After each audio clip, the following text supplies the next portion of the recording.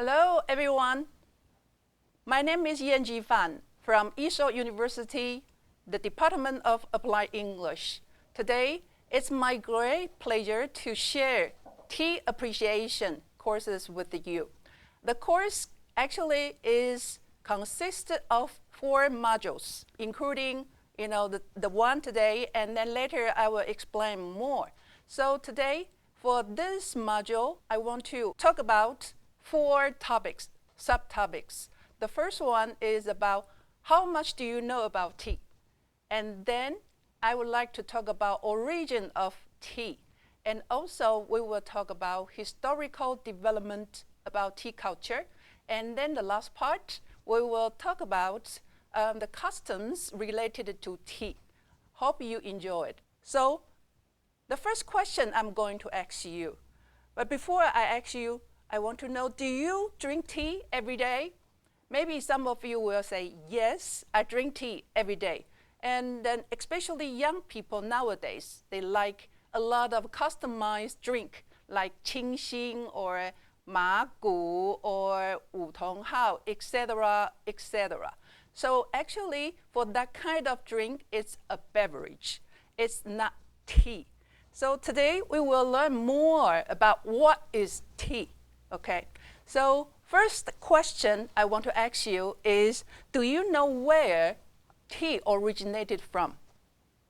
Anybody knows?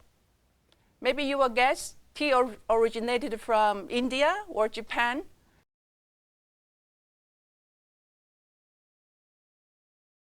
The answer is China. And do you know how long ago tea originated from China?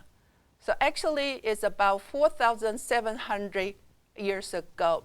So later on, we will explore more about this topic. The next question I'm going to ask you is, what plant does all tea come from?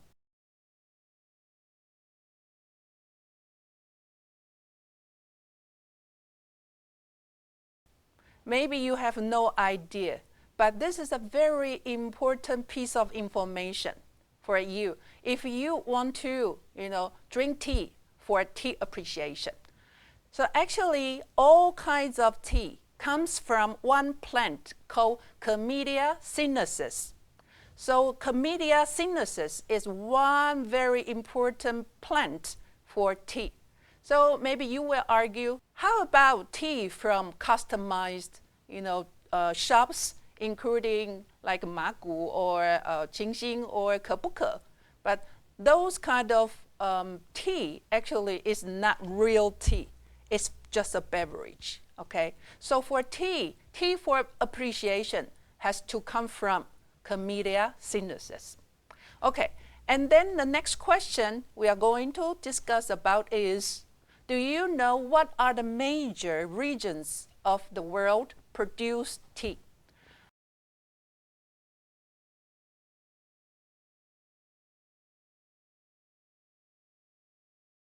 Maybe you know it's China, and then Japan, and Taiwan.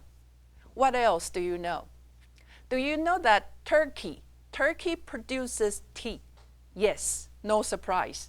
Turkey, in the north part of Turkey, produces a lot of black tea. And also some countries in Asia, including Vietnam, and then Thailand. Yes, Thailand. In the north part of Thailand, like Chiang Mai, it also produces tea, okay? And also some part of Indonesia. And of course, a very big tea producer is India. India produces a lot of black tea, okay? Like Assam or Darjeeling.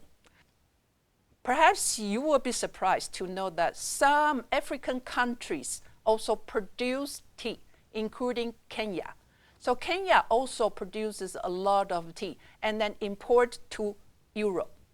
Okay, and then the next question we are going to discuss is, what is the first book about tea?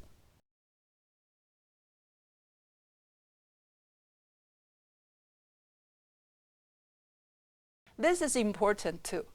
The first book is called The Classic of Tea, written by Lu Yu. And later on, we will talk about this more for you to know, because Lu Yu is a very important master who contributed to tea appreciation. So this is definitely someone we have to know about. And then the next question I'm going to discuss is, we know green tea, oolong, black, and then dark or white tea, but what is the major differences between them or among them?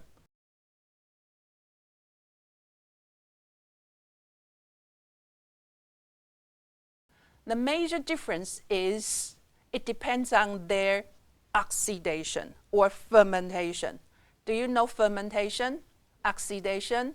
So later on, in maybe module 3, we will talk about how to classify tea. So in that module, I will talk about that more. And then the next question is, what are the functions of tea?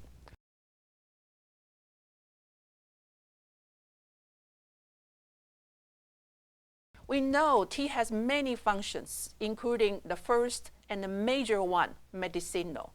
So tea can quench our thirst. When you are really thirsty, you can drink tea. And then tea can help you, your digestion. But do you know when is the best time for you to drink tea? Right after your meal or with your meal like dim sum? The best time for tea is between meals. So 1 hour after your lunch or your breakfast, that is the perfect time.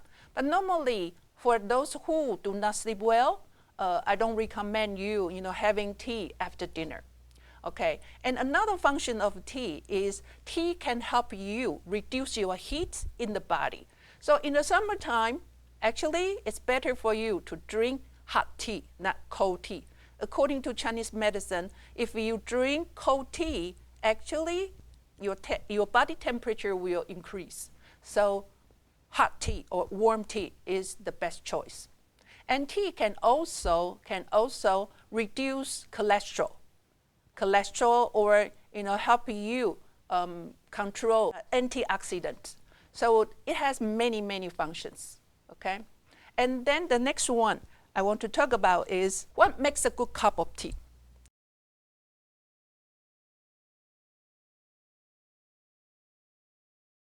So if you want to have a good cup of tea, of course, you have to have good quality of tea. And then you need to know how to brew it, including you need to know the right temperature of water and also right amount of tea leaves you put into your teacup, and also how long do you need to wait. So for this information, we will talk about that more in module 4. The last part is how to appreciate tea. This is the most important information in this course. So tea appreciation consists of many parts. So 4 words, simply put, 4 words to help you quickly get into tea appreciation. So you have to appreciate aroma, and then aftertaste, and then actually smoothness is also very important, and the last part is strength. So for this, in module 4, we will talk about that more. So that is so far, the most important questions we discuss, and then hope you learn something from it.